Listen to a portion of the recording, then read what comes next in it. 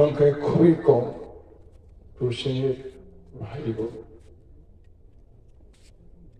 সকলকে যথাযথ স্থানে প্রণাম, নমস্তে, নমস্কার এবং শুভেচ্ছা জ্ঞাপন করি।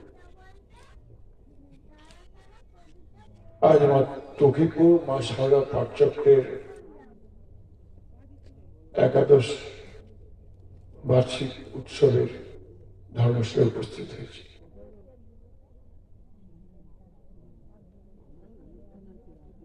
এই ধর্মসভা শ্রী রামকৃষ্ণ পরমহংসদেব, শ্রীমা সারদা দেবী এবং স্বামীজিকে নিয়ে তাদের সঙ্গে সম্পর্ক রেখে করা হয়েছে।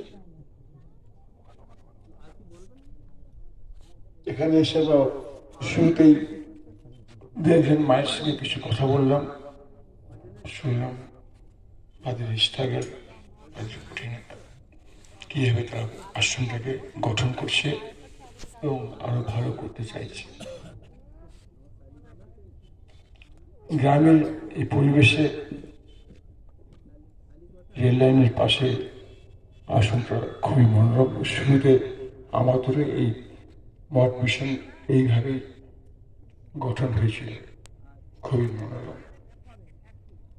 ভগবান শ্রীকৃষ্ণ গীতায় বলেছেন, মচ্চিন্তা মদ্গত প্রাণা বোধয়ন্তি পরস্পরম কথয়ন্তস্য মাং নিত্যং তুষ্যন্তি চ রমন্তি চ। তুষ্যন্তি রমন্তি অর্থাৎ আনন্দে বিচরণ করছে। মচ্চিন্তা মদ্গত প্রাণা বোধয়ন্তি পরস্পরম, পরস্পরের মধ্যে আদান প্রদান করে চলছে কি বিষয়? ভগবানের আরাধনা। কিছু অসুবিধার কথাও যখন বললেন, তখন ভগবান বলছেন, কিষাণ সতত যুক্তাং ভজতাং প্রীতিপূর্বকম দদামি বুদ্ধিযোগং তাং যেন মাং উপায়ন্তে। তারা প্রীতিপূর্বক আমার ভজনা করে, তাহলে আমি তাদেরকে বুদ্ধি দিই যাতে তারা আমাকে পায়।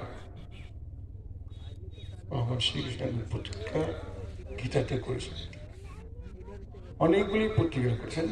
আমরা শুধু একটি পত্রিকা খুব মনে করি, গ্লানি বোধ, কিন্তু এটা একটা প্রতিজ্ঞা। ভক্তরা যখন আমাকে নিয়ে চিন্তা করবে, আমাকে নিয়ে ভাববে, পরস্পর আদান প্রদান করবে, সকলে একত্রের দিকে এগোবে, এককে জানবে। রামকৃষ্ণ দেবের এককে জানার নাম জ্ঞান, বহুকে জানার নাম জ্ঞান। তাহলে আমি তাদেরকে বুদ্ধি দেব, তারা এগোবে। আশা করি আপনাদেরকেও যেভাবে আপনারা কাজ করছেন, আপনাদের লক্ষ্যের দিকে আপনি এগিয়ে যাবেন, সফলতা পাবেন। শ্রী রামকৃষ্ণদেব পূর্ববর্তী বক্তা বললেন, ধর্মের প্রাণ, অনুভূতি, উপলব্ধি। আর শ্রী রামকৃষ্ণদেব যেমন বলেছেন, মানুষ জীবনের উদ্দেশ্য ভগবান লাভ, ঈশ্বর লাভ। খুব কথা, চারটি শব্দ।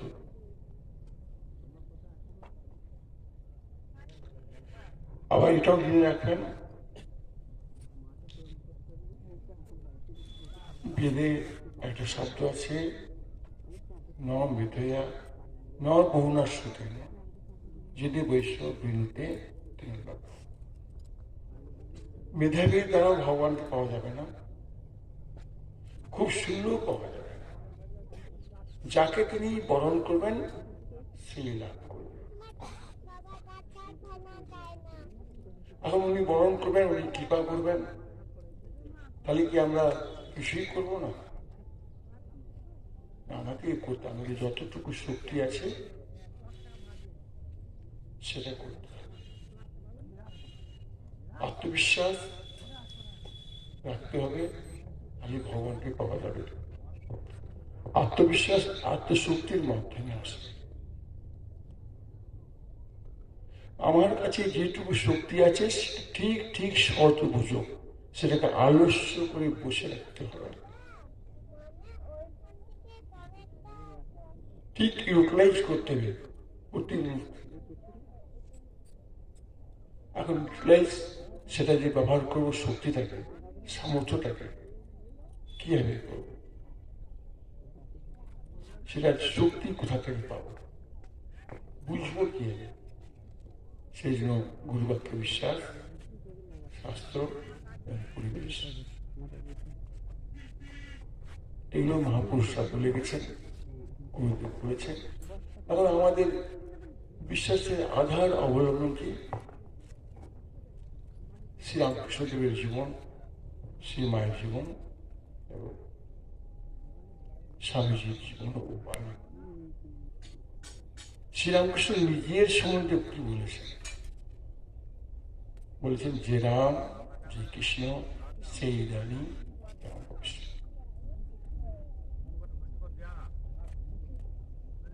আবার তিনি বলছেন অখণ্ড ঘর, একটা জ্যোতি, জীব কল্যাণ, জীবের দুঃখে কাতর হয়ে তাদের কল্যাণ করার জন্য দূরীভূত হয়ে একটা জ্যোতি প্রথমে দূরীভূত হলেন, তারপরে শিশুর আকার ধারণ করলেন। সেই শিশুটি একজন ঋষির কাছে গেলেন, তার হাত দিলেন এবং তাকে স্পর্শ করে বললেন, আমি যাচ্ছি, তুমি এসো। সেই ঋষিটি বুদ্ধিত হলেন, চোখ খুললেন এবং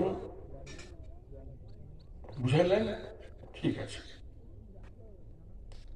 সেই শিশুটিকে কে? শ্রীরামকৃষ্ণদেব বলতে সেই শিশুটি আমি, স্বয়ং ভগবান রামকৃষ্ণদেব। আর যে ঋষিটিকে বললেন তুমি এসো, তার কার স্বরূপ? সেটা বললেন নরেন্দ্রনাথ স্বরূপ। তার কর্মী আসলেন তার কাজের জন্য। আবার রামকৃষ্ণ দেব যে কাজ করলেন, অনেকেই ছিলেন তার শিষ্য, তার পার্শ্বদ, তার নিকটবর্তী জন।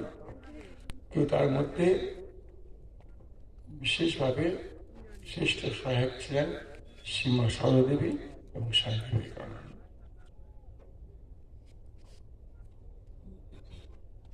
তারা এসছেন, কাজ করেছেন। যেদিকে নরেন্দ্রনাথকে দেখলেন তিনি চিনতে পারলেন।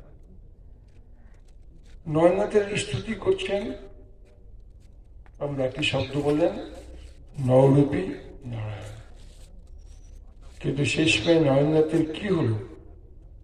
এই লোকটি একটা উন্মাদ, এই উনি বললেন, মনে মনে ভাবলেন। পরে সেই নরেন্দ্রনাথ স্বামী বিবেকানন্দ বলেন, বিদেশ থেকে আসলেন এবং নবগোপাল ঘোষের বাড়িতে রামকৃষ্ণের পুজো একটি উৎসবে গেলেন, পুজো করতে গেলেন, অবতারও বরিষ্ঠায় বলে রামকৃষ্ণকে পূজা করছেন।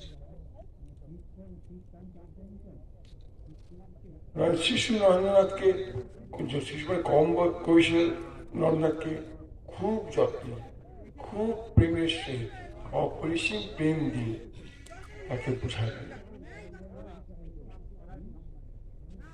বোঝাবার মেইন স্রোত ছিল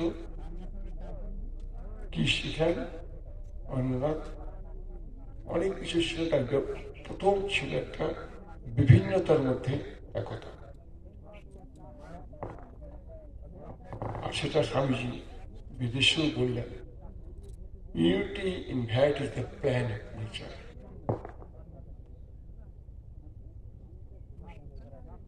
আরো শিখলেন শিবজ্ঞানী জীব সেবা।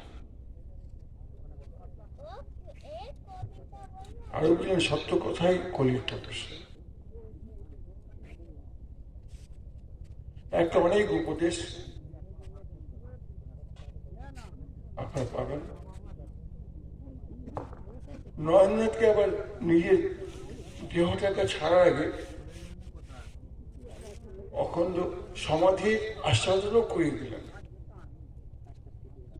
যেটাকে রামনাথ ব্যাকুল ছিল। সে ব্যাকুলতায় তারপর আবার কি পেলেন, বললেন পেলি তো চাবি এখন আপনার কাছে, যখন আমার কাজ শেষ হবে তখন চাবি।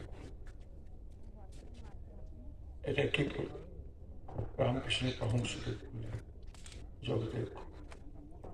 আর নরেন্দ্রকে বললেন তুই সকলের মধ্যে বুদ্ধিমান, তুই ত্যাগী সন্তানদের দেখিস। আবার পাকাপোক্ত চাপরাস দিলেন, লিখিয়ে দিলেন নরেন্দ্র শিক্ষে দিবে।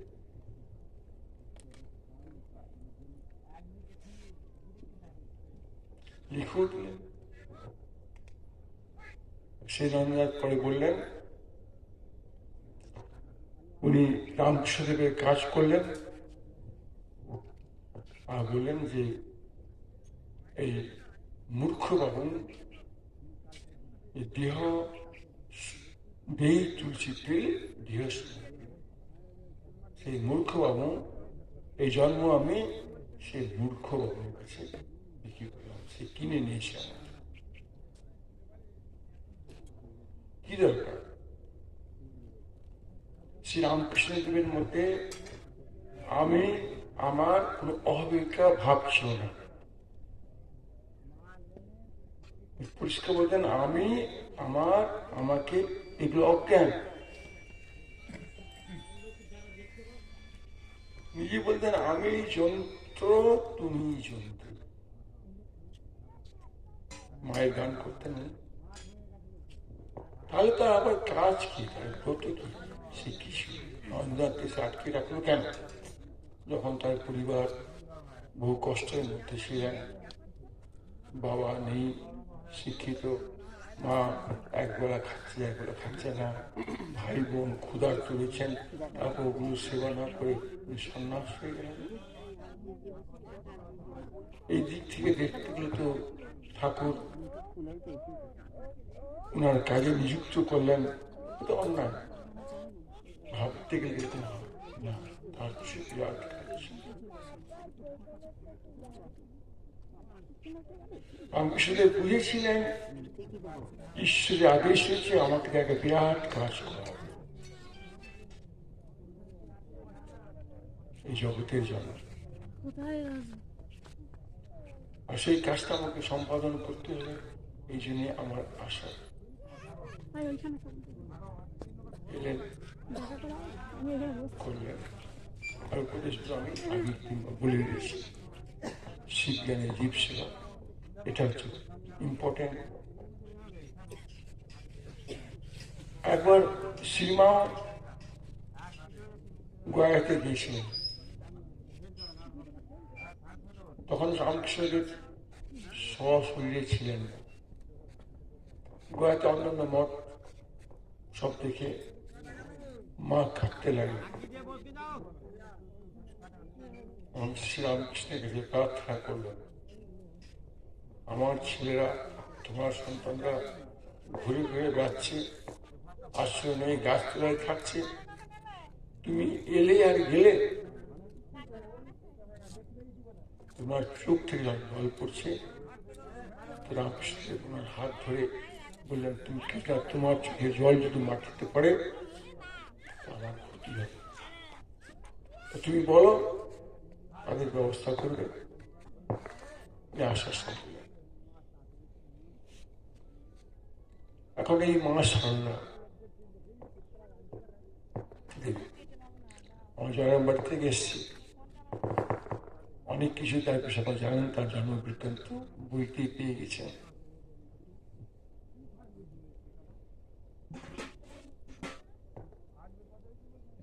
এই কথা মায়ের কথা বলতে গিয়ে আমার আগে আমি একটা ইন্টারেস্টিং কথা বলছি।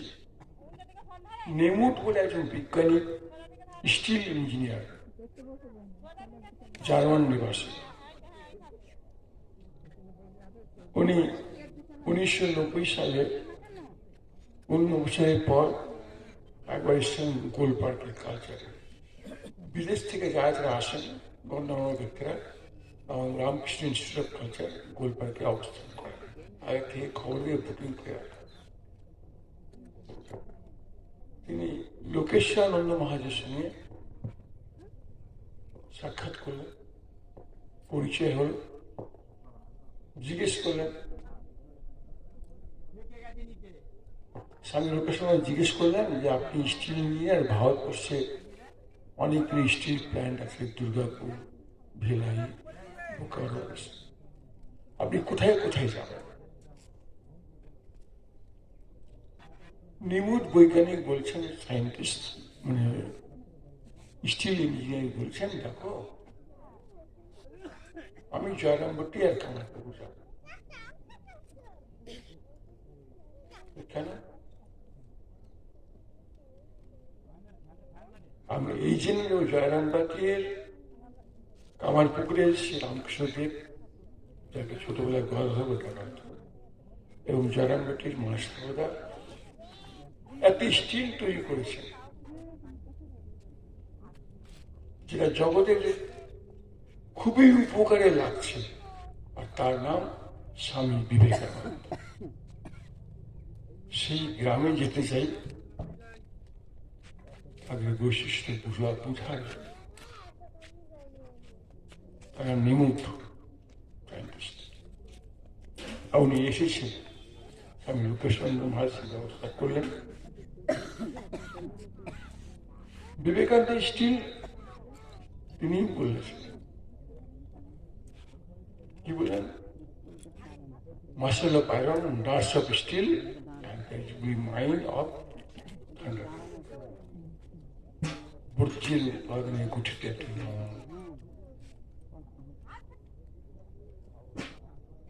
স্নায়ুগুলি স্টিলের মতো হবে, পেশিগুলো এটাই চাই।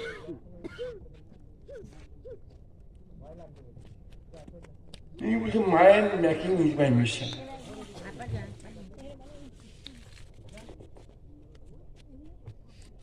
মানুষ রামকৃষ্ণদেব কথা বলছে, ম্যান একটা স্পেলিং MAN, এম দিয়ে হচ্ছে মোবাইলিটি, এ দিয়ে হচ্ছে অ্যাকাউন্টেবিলিটি, এন হচ্ছে নেবিলিটি। সেটা হচ্ছে মানুষ, যার মধ্যে নৈতিকতা আছে, যার মধ্যে অ্যাকাউন্টেবিলিটি মানে দায়িত্ববোধ আছে, দায়িত্ববোধ অনুসারে কাজ করার একটা ভাবনা থাকবে, এই যে নোবেলিটি থাকবে, না একটা আদর্শ থাকবে। এই গুণগুলো নেই ম্যান মেকিং মানুষ তৈরি করতে। মানুষটা জিনিসটা কি? এটাই স্বামীজি বলছিল যে আমাদের মনুষ্যত্ব থাকে, মনুষ্যত্বের মধ্যে কি কি কোয়ালিটি থাকবে? দায়িত্ববোধ থাকবে, নৈতিকতা থাকবে, আদর্শিকতা কিছু থাকবে। এই গুণটা যদি নিজের মধ্যে যদি আয়ত্তীকরণ করা যায়, এখন পূর্ববর্তী বলে আমি নিজে ভগবান হয়ে যাবো, ভগবানটা হওয়ার সূত্রটা এইভাবেই চলবে। এটা নিজের মা মা বলতে রামকৃষ্ণের কাঁদলেন, মা দেখা দিচ্ছেন না, খড়গটা হাতে নিলাম, নীল গলা কাটতে গেলাম, মা এসে হাত ধরলেন, আপনারা ধরুন, কাঁদুন, মা দেখা দিচ্ছেন কিনা সেটা ভালো। তার আগে এইগুলো কোয়ালিটি নিজের মধ্যে ডেভেলপ।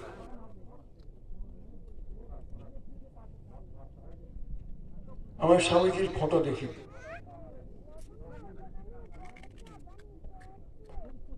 মাকে বিশ্বাস আমি রামকৃষ্ণদেবের কথা বললাম, এখন মা সারদা, ওনার সঙ্গে রামকৃষ্ণদেবের সম্পর্ক।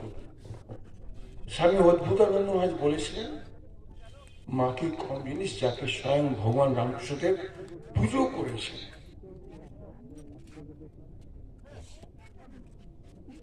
গোলাপ মাকে শ্রীরামকৃষ্ণ বলে সে সরস্বতী জ্ঞান দিতে এসেছে। স্বামী বিবেকানন্দ আবার বলছেন, জয়ন্ত দুর্গা,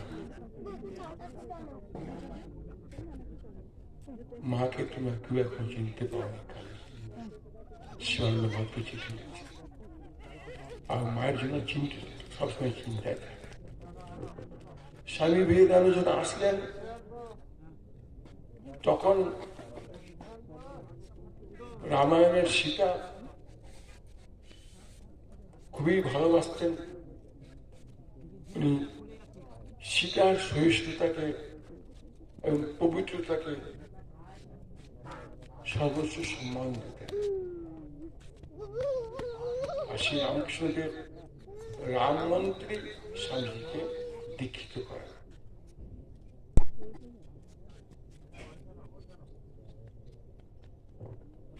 সেই মা সারদাকেও তিনি সেই দৃষ্টি দেখতেন এবং মাকে এসে বললেন, আগে ত্রেতা যুগে তোমার আশীর্বাদ, তোমার জন্য হনুমানজি রূপ লঙ্কায় যান, এই যুগে তাড়াতাড়ি তৈরি যন্ত্রে আমি বিদেশে যাই এবং তাদেরকে জয় করে আসি তোমার আশীর্বাদ।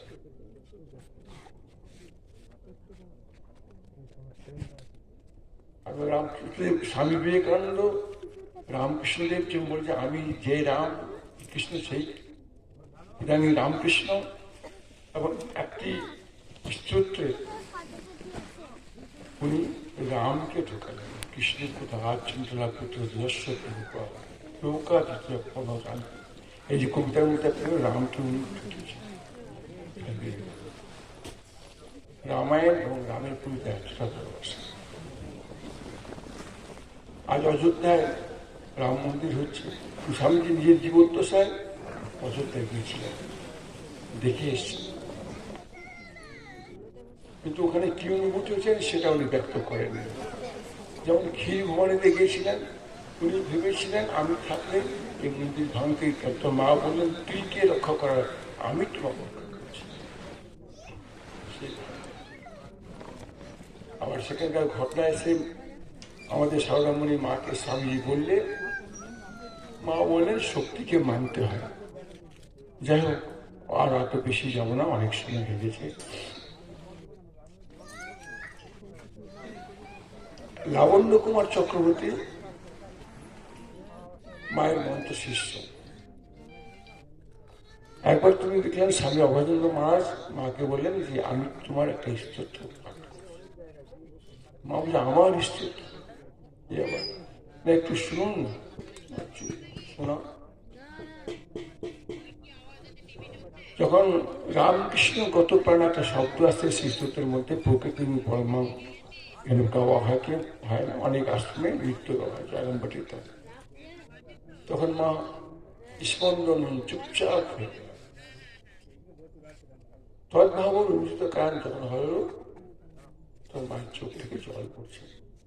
তখন নামের স্বরূপেণ যখন হলো, তখন কি হলো দেখছেন মায়ের জায়গায় স্বয়ং রামকৃষ্ণদেব আবার এই হচ্ছে। তো মহারাজ প্রণাম করলেন, লাবণ্য কুমার চক্রবর্তী প্রণাম করলেন। অর্থাৎ মা রামকৃষ্ণদেব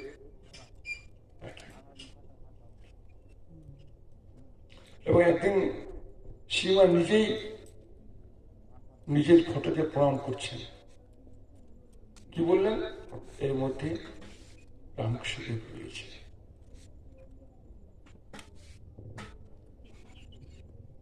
এই তো মায়ের মহিমা।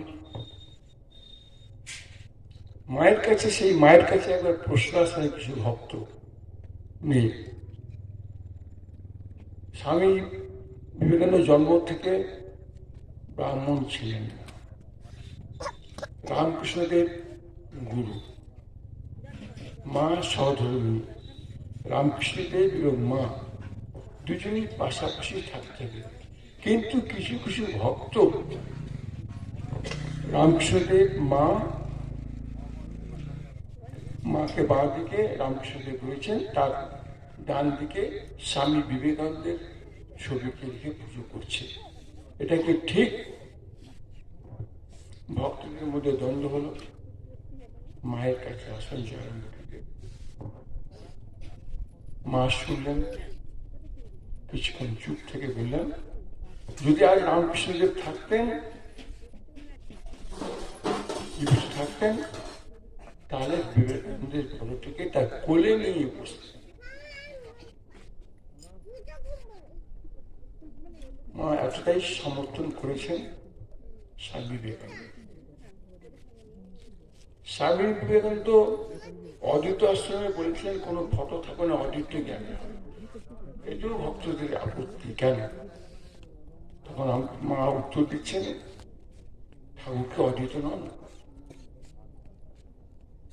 কাশীতে বিবেকানন্দজি রুগী নারায়ণের সেবার জন্য হাসপাতাল করতে যাচ্ছে। মার কাছে যেগুলো সাধারণ ভোজন হচ্ছে না, কাজে ব্যস্ততা হচ্ছে, এসব কি? এবং কি যিনি কথামৃতকার সীমা, ওনারও মনের সঙ্গে মা গিয়ে দেখলেন, শুনলেন, কাজকর্ম বুঝলেন, সবাই ঠাকুরেরই কাছে, ঠাকুরেরই সেবা হচ্ছে, ঠাকুরেরই পূজা হচ্ছে। একটাই বিবেকানন্দকে উনি ভালোবাসতেন। এখন কেন বিবেকানন্দকে ভালোবাসতেন?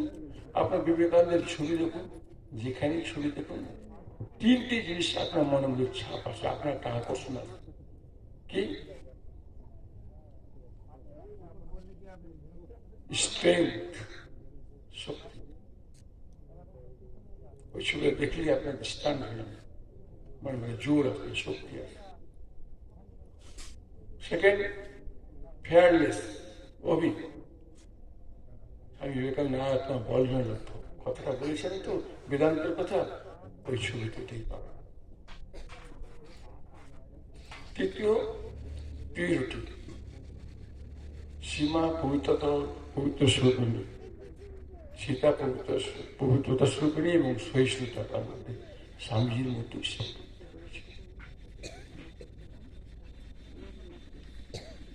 এই ছবি এবং এর বাণী এবং কর্ম, তিনটি জিনিস মানুষের মধ্যে লাগে, স্ট্রেন, ফেয়ারলেসনেস, অভি, পবিত্র পিউরিটি। এটা সেখানে আহরণ করার চেষ্টা করেন। আর এই তিনটে যদি আপনার মধ্যে থেকে যায়, সকলের ভক্তদের মধ্যে, শিশুর মধ্যে, একটা বয়স্কের মধ্যে, তাহলে আর কি প্রয়োজন?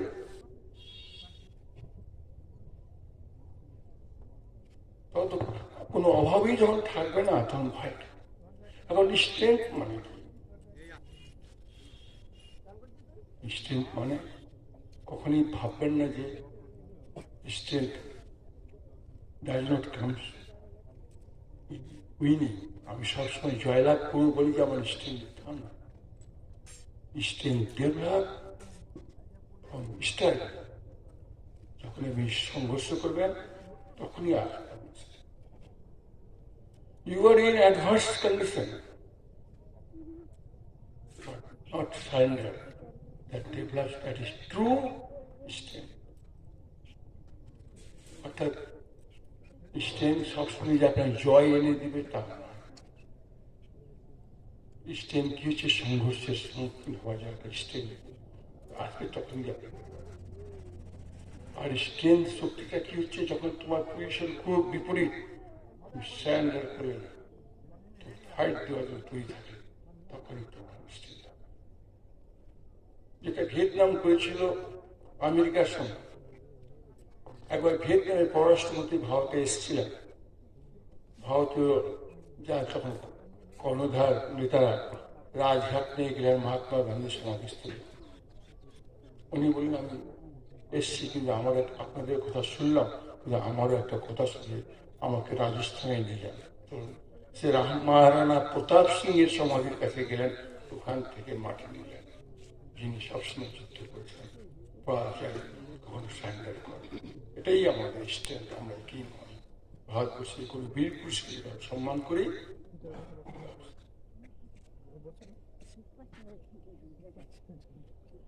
উনি একটা কবিতায় লিখলেন, আমি শেষ করছি এখানে, দেশের যুবকদের জন্য, ভক্তদের জন্য জাগো বই। একটু তার আগে টাচ করে দিই। উনি ভারতীয় নারীদের, মহিলাদের খুবই সম্মান দিতেন। তিনি নিজে বলছে, আমি ঘনীভূত ভারত, আই কন্টেন্স ইন্ডিয়া। উনি সারা ভারতের বাসীকে ভালোবাসতেন। শুধু পশ্চিমবাংলায় জন্মগ্রহণ করেছেন, পশ্চিমবঙ্গবাসীকে ভালোবাসতেন তা নয়। উনি যখন বিদেশে যান, মাদ্রাসী ভক্ত রালা সিংহা অজিত সিং, এদের সাহায্য নিয়ে পেতেছেন, এদেরকে নিয়েই উনি প্রশিক্ষণ লাভ করেছেন। উনি সম্প্রসারণ, জীবন সংকীর্ণতা মেটে সংকীর্ণতাকে ধোঁয়াশায় মেটেছেন, সম্প্রসারণ করেছেন, এক্সপানশন লাইফ কন্ট্রাক্টেড বলে গেছেন। ওনার সবচেয়ে বড় ব্যথা ছিল, উনি নিজের লেকচারে কয়েক জায়গায় বলেছিলেন, মহারানী পদ্মাবতী যেটা জহার ব্রত করেছিলেন, 70,700 মহিলা একবারে আগুনে আহুতি দিয়েছিলেন। ওনার স্বামী রতন সিংকে হত্যা করেন এক মুসলমান রাজা। কেন? পদ্মাবতী সুন্দরী মহিলা ছিল, তাকে উনি রাজা রতন সিং ওনাকে নিমন্ত্রণ করলেন, আতিথ্য করলেন, খুব ভালো। উনিও নিমন্ত্রণ করলেন, তুমি আমার এখানে আসো, আমার বাড়ি বেলা কোথাও যায় না। যখন আতিথ্য গ্রহণ করতে গেলেন, হত্যা করল। আবার সোনার সিংহাসনে আসছে, খবর দিচ্ছে রানী পদ্ম থেকে, আমি আসছি, এই সোনার সিংহাসনে বসে রাখবেন। রানী পদ্ম উপর থেকে দেখলেন এই শোনা, একটা আগুনের কুণ্ড করলেন, নিজের জীবন তো দিলেন, আরো অনেক মহিলা ঝড় করতো তার জীবনে করেছে। তো তখন তিনি বলছেন, ভারতবাসীকে বারবার বলছেন, তোমরা সংঘবদ্ধ হও, তোমরা একত্রিত হও, জাগবীর শিওরে সেনা, নিদ্রা তোমার সাথে দুঃখ ভাগ, এ ভব ঈশ্বর মন্দির তোমার পেট ভূমি চিতাম আছে, পূজা তার সংগ্রাম অপার, সদা পড়া যায় না তরাত্মা, চূর্ণ হোক স্বার্থ সাতমা, হৃদয় শ্মশান, নাচুক তাহাতে শ্যামা, নাচুক তাহাতে শ্যামা মানে কালী। উনি মা রামকৃষ্ণের কাছে যখন যান, আপনি কি ঈশ্বর দেখেছিলেন? ব্যাকুল হে কৃষ্ণ, হ্যাঁ আমি দেখেছি, তোমার চেয়ে স্পষ্ট দেখেছি, তোমাকেও দেখাতে পারি। আর শেষে উনি কবিতা লিখেন, চূর্ণ হোক স্বার্থ সাত মান, হৃদয়ে শ্মশান, নাচুক তাহাতে শ্যামা। কিভাবে তুমি সেবা পেলে?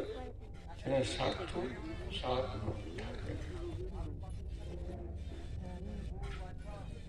আজ আমাদেরকেও এইভাবে তৈরি হতে হবে। ভগবানের নাম করবেন, খুব কথা। ঈশ্বর আসতে কি হবে সেটা মহাপুরুষ কি বলে গেছেন, কিভাবে সেই যোগ্যতা অর্জন করবেন সেটা বলে গেছেন। আপনারা চেষ্টা করুন, চেষ্টায় সফলতা পান, ভগবানের কাছে প্রার্থনা করি। নমস্কার।